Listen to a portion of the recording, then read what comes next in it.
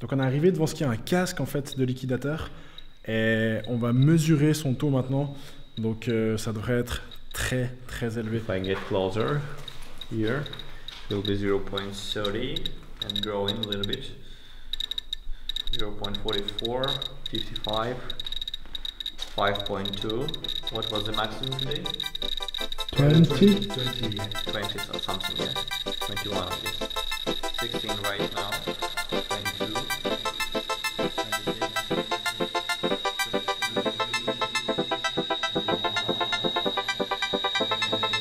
Bonjour à tous et bienvenue dans ce 10e épisode d'Historia. Le dernier avant une petite pause estivale, et pour marquer le coup, on va se rendre dans un lieu mythique qu'on rêve d'explorer avec Malko depuis le début de cette aventure. C'est la centrale de Tchernobyl. Je serai donc encore et toujours accompagné de mon frère, mais cette fois on sera aussi avec Marc, un guide qui va nous permettre de rentrer dans la zone d'exclusion gardée par l'armée et surtout qui va nous aiguiller à travers ce lieu gigantesque. On a plein de choses à voir aujourd'hui, on va d'abord se rendre devant le réacteur 4, celui qui a explosé, et ensuite on ira explorer la ville fantôme de Pripyat. C'est là-bas que l'on trouvera la grande roue, symbole de la ville, on visitera aussi une école et on terminera cet épisode par la découverte d'un objet plutôt radioactif. Mais avant de nous rendre sur place comme d'habitude, un peu d'histoire. La ville de Pripyat est construite en 1970 à une centaine de kilomètres de Kiev en Ukraine, en même temps que les 4 réacteurs de Tchernobyl. C'est une ville complètement autonome qui héberge les travailleurs de la centrale et leurs familles. Au moment de son évacuation en 1986, on y comptait presque 50 000 personnes. La ville est organisée en 5 micro-districts dans lesquels on compte 15 écoles primaires, 25 magasins, des salles de gym, des hôpitaux, un parc et toutes sortes de divertissements. À l'époque, le nucléaire était considéré par l'URSS et par beaucoup d'autres pays comme une des énergies les plus sûres. Les centrales comme celle de Tchernobyl étaient donc la fierté de l'ingénierie soviétique. Et ça jusqu'au 26 avril 1986. Cette nuit-là, vers 1h du matin, un exercice de routine d'extinction du réacteur d'urgence est mené. Une mauvaise conception de ce dernier combinée à une série d'actions contraires à la procédure de la part des techniciens mène à l'explosion du réacteur.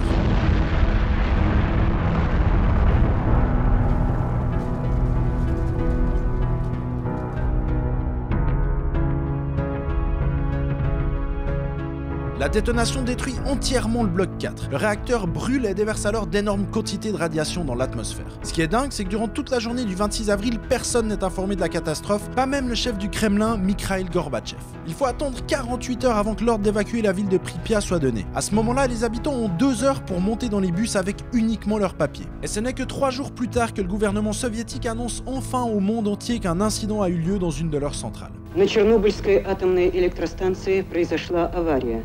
Поврежден один из атомных реакторов. Pendant ce temps, les pompiers soviétiques essayent d'éteindre le feu. Ces pompiers, aussi appelés liquidateurs, sont envoyés sur le toit de la centrale pour enlever les débris ultra radioactifs venant du réacteur. Ces hommes sont exposés à des quantités de radiation extrêmes et plus de 350 sur les 800 d'entre eux décéderont dans les semaines qui suivent. C'est un de leurs casques que nous allons voir à la fin de cet épisode et vous constaterez que 32 ans après la catastrophe, les radiations y sont toujours bien présentes. À l'époque, l'ampleur de l'incident est complètement sous-estimée. Pour vous donner une idée, les quantités de radiation déversées dans les airs sont 400 fois supérieures aux bombes d'Hiroshima et Nagasaki additionnées. Les retombées radioactives de cet accident nucléaire, le plus grave de l'histoire, se font ressentir dans toute l'Europe. Il faut attendre la fin de l'année 1986 pour que le réacteur soit recouvert d'un sarcophage métallique provisoire qui doit diminuer les émanations radioactives dans l'air. Par contre, les 3 autres réacteurs de la centrale, eux, sont restés tranquillement en activité jusqu'en l'an 2000.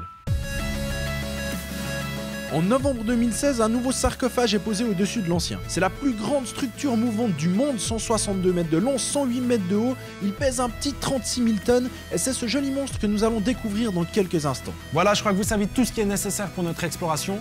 On se donne rendez-vous devant la centrale de Tchernobyl. Donc là derrière moi, ce qu'on voit, c'est les 4 réacteurs de la centrale. Donc de ce côté, le réacteur 1 et 2, à la fin le réacteur 3 et 4. Et le réacteur 3 et 4, en fait, c'est un seul bâtiment qui est séparé au milieu. Et c'est celui du bout où il y a le sarcophage qui a éclaté. La centrale entière de Tchernobyl. Plutôt badass.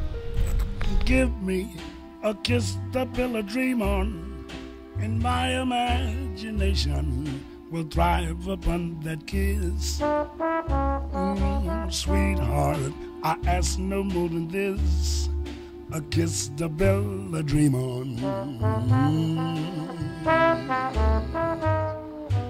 Give me a kiss before you. On est devant, c'est le sarcophage, le nouveau sarcophage qui est dessus le réacteur 4. C'est dingue, on est super près.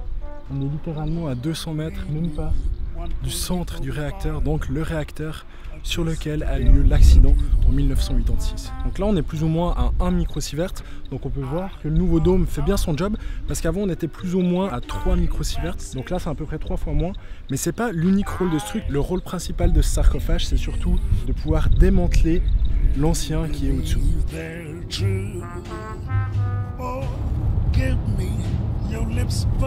Après avoir vu la centrale, on se dirige vers la ville fantôme de Pripyat et en chemin on passe par la forêt rouge.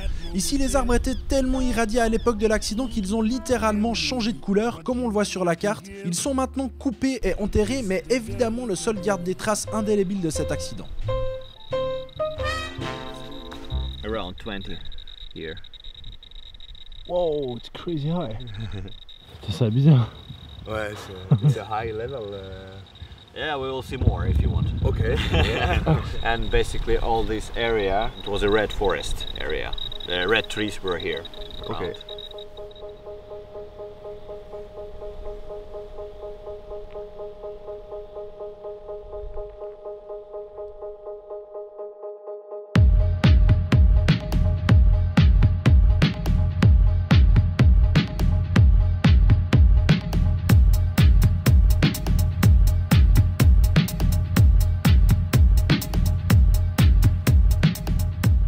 On entre dans la ville de Pripyat et on se rend dans une de ses nombreuses écoles. On y trouve une impressionnante réserve de masques à gaz pour enfants qui était utilisée pour simuler des scénarios de catastrophe en cas d'attaque nucléaire américaine, ce qui est plutôt ironique. Après cette vision qui met bien dans l'ambiance, on commence à explorer les salles de classe du bâtiment.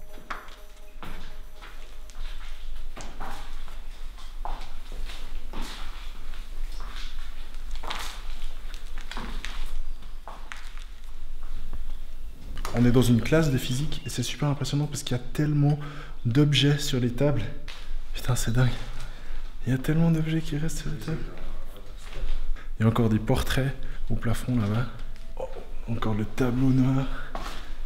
Ah, c'est ouf.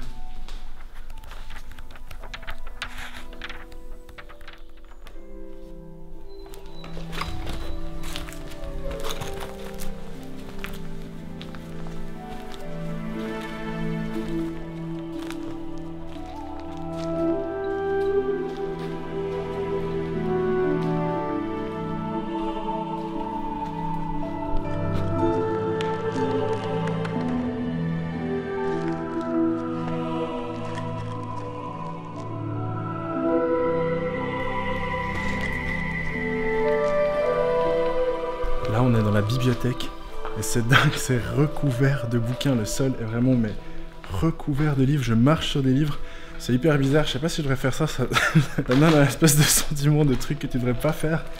Mais c'est tellement dingue. Il y a vraiment des bouquins de toute cette pièce. Les gens ont rien pris dans les écoles en fait. Je sais pas exactement pourquoi. Apparemment, ils auraient vidé pas mal les maisons, mais pas les écoles. Du coup, il y a encore tous les bouquins scolaires.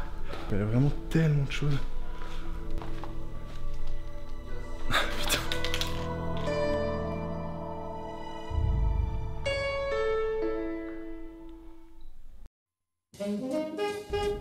Une fois qu'on est rentré dans la zone d'exclusion, il y a quelques consignes importantes à suivre. Il faut porter des vêtements à manches longues ainsi que des pantalons. Il est interdit de s'asseoir par terre ou de manger et boire à l'air libre. Mais la règle la plus difficile à respecter, c'est celle de ne pas caresser les animaux sauvages que l'on croise en nombre impressionnant dans la ville. Ah, et petite surprise, il y a quelques moustiques. Il y en a vraiment beaucoup.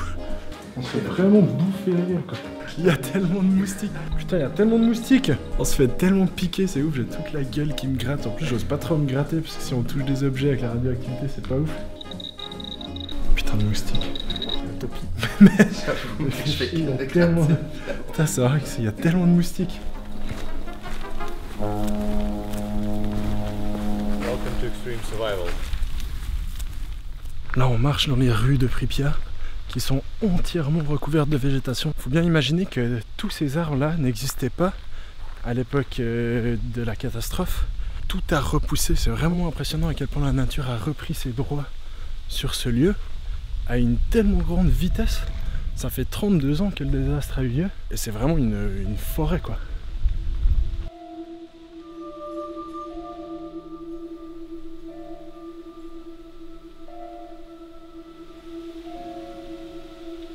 Il y a des fleurs partout ici, c'est super beau.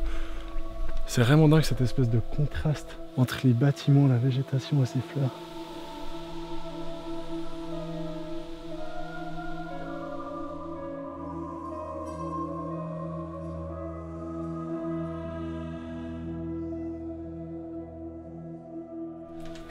I just saw that bird went away from here.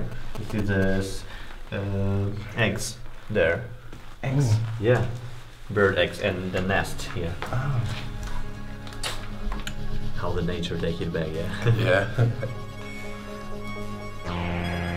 Après être passé par le jardin d'enfants dans lequel on a vu ces poupées assez flippantes, on marche en direction de la fête foraine où se trouve la grande roue qui est un peu devenue le symbole de Pripyat.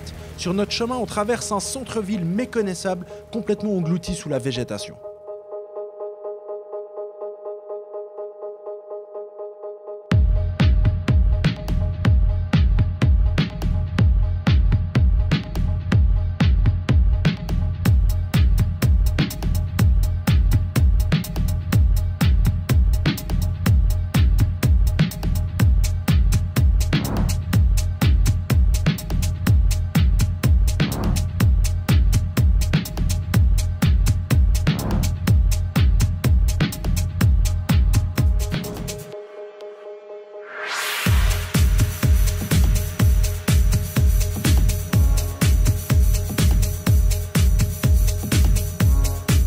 On est sur le parc d'attractions de Pripyat, symbole de la ville.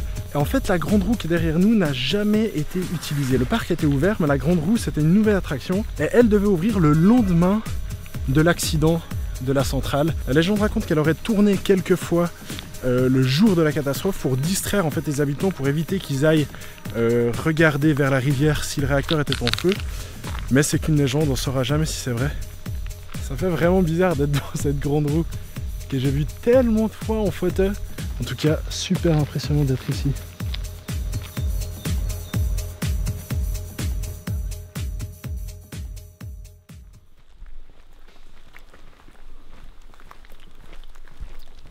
Là, on se dirige vers un hôpital et apparemment, c'est là qu'ils ont enterré les premières victimes de la catastrophe et c'est aussi là qu'ils auraient laissé les tenues des liquidateurs, donc les gens qui étaient sur le toit pour enlever les parties les plus irradiées après l'explosion. Et si on a un peu de chance, on devrait voir quelques lectures intéressantes sur le compteur Geiger, 32 ans après la catastrophe, et aussi pour se donner une idée de quelle quantité de rayons ces gens ont absorbé. Donc on est arrivé devant ce qui est un casque en fait de liquidateur, et on va mesurer son taux maintenant, donc ça devrait être très élevé. Donc pour rappel, dans une atmosphère normale, on est à 0,12 microsieverts. Devant le réacteur, on est plus ou moins à 1 maintenant, on était à 3 avant le sarcophage. Quand on était dans la forêt, on était environ à 20, ce qui est très élevé. 0.20. If I get closer here, it will be 0.30 and growing a little bit. 0.44, 55. 5.2. What was the maximum today? 20? 20, yeah. 20 something, yeah. 21, I guess. 16 right now. 22. 26. 33. 41. 88. 133. 146. 190. 200. 304. Wow, it's so high.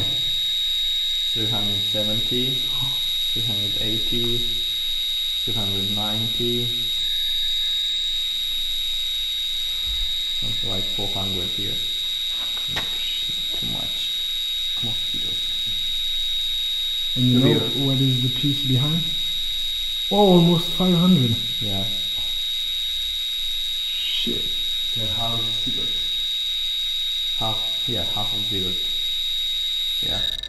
On est un peu pressé par le temps, donc on continue de bouger assez rapidement, mais je vais revenir sur le casque de liquidateur qu'on a mesuré dans la pièce.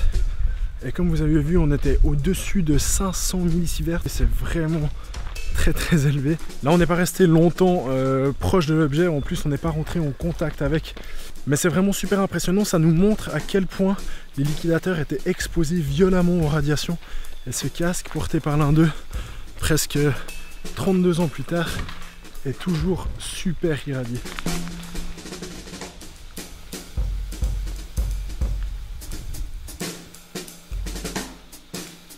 Maintenant on va monter dans ce bâtiment. On va essayer de monter au sommet pour avoir une vue sur la ville. Le bâtiment fait 16 étages, donc il est vraiment haut. Et normalement on devrait avoir une vue plutôt sympathique sur la ville et sur les alentours. C'est parti pour l'escalade de ces 16 étages. 5e étage. J'ai perdu mes collègues, j'espère que je suis sur le bon chemin.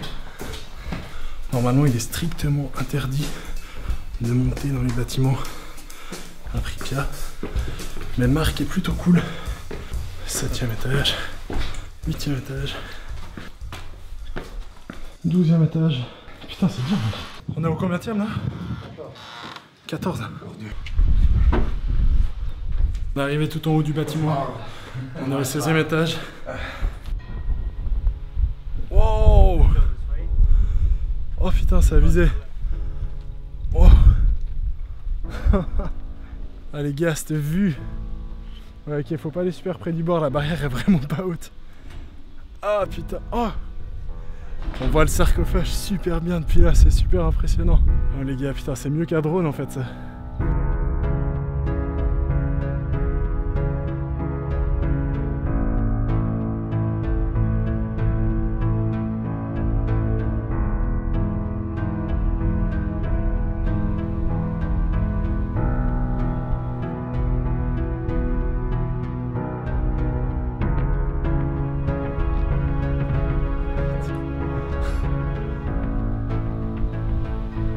Stylé. T'as bien posé. On ressent quelque chose de vraiment indescriptible à Tchernobyl, c'est peut-être de finalement se retrouver face à la réalité d'une histoire dont on a tellement entendu parler qu'elle a fini par ressembler à un récit de science-fiction. On voit ce réacteur toujours là et toujours en fusion, on voit l'ampleur d'une catastrophe nucléaire, mais on voit aussi la rapidité avec laquelle la nature s'adapte. Après un temps, on finit même par se laisser prendre par la vue sur cette ville fantôme, oublier un instant son passé pour en admirer sa beauté.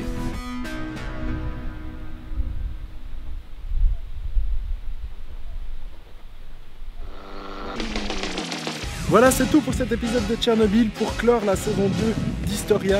Nous on se dit à la prochaine dans quelques mois pour un nouveau lieu et une nouvelle histoire. Ciao!